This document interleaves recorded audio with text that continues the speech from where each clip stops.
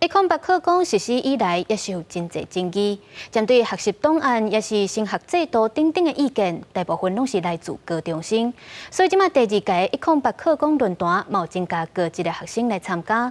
因嘛希望会当真正落实多元选修的制度，而且嘛应该愈注重产学合作，增加实习的机会。来自全台湾将近100位高中生，一透早来到108课纲第二届的论坛。比起第一届全部拢是普通的高中学生，这摆有4位高级学生来加入。小组报告，因就讲高一的时阵无清楚学习的过程，所以人讲的多元选修有实际困境。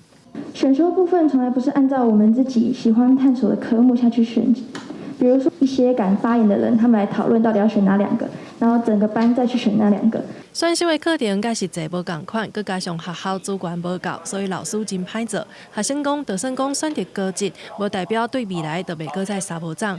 跨学群的选修有伊的必要性。透过接触其他群的课程，来更加了解自身的兴趣，高职的学生们有更多元的选择。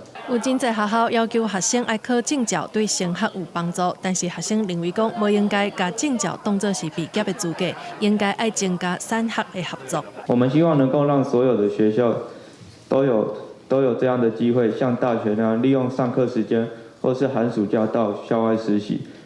EDU 共同发起人李瑞玲强调，高中高职的学生心声拢应该爱互人听会到。这2档儿童权利公约推动，学生倡议上明显的改变，就是政策讨论拢应该爱有学生的声音。记者综合报道。